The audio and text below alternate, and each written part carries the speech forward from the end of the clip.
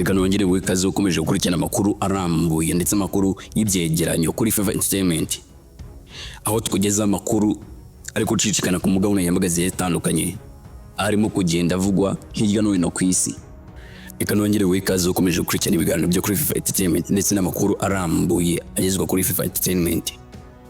Kumutse gukora subscribe kujya tubana muri aya makuru mashyashya no mu biganiro bigiye bitandukanye y'ibyegeranyo kandi gatanu ku kandi.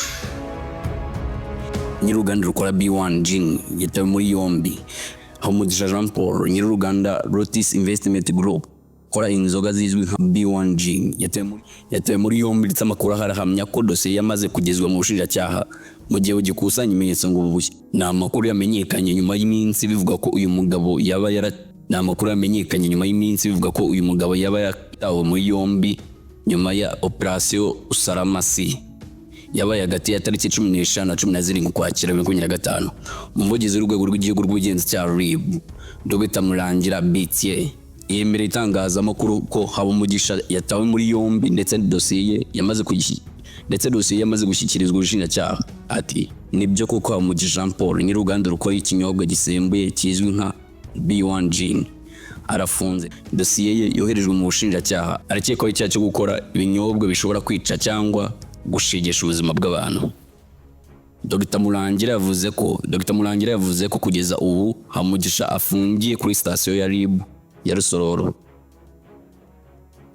Habumugisha akurikiranyweho icyaha gihanwa n'ingingo ya 115 y'amategeko ahana y'u Rwanda, aho ivuga ko umuntu wese utera undi ndwara cyangwa se kudashobora kwikora umurimo amuhaye mu buryo ubwo aribwo bwose abishaka ariko atagendereye kwica ikintu gishobora kwica cyangwa ibintu nubwo bitagira ubushobozi bwo kwica bifite nyamara ubushobozi bwo gushegesha ubuzima bw'abantu abakoze icyaha. Iyo icyo cyaha gihamijwe n'urukiko ahanishwa igifungo kitari munsi y'imyaka 2 ariko kitarenze imyaka 3 n'izabu itari munsi y'300 by'amafaranga y'u Rwanda ariko itarenze 500 by'amafaranga y'u Rwanda. Reka mushimire ko ukomeje gukurikirana amakuru agezweho kuri Favor Entertainment, kandi amakuru nakagaruka reka nkubutse kora subscribe nimutayikoze kujya tubana amakuru yandi kandi gatatu kandi.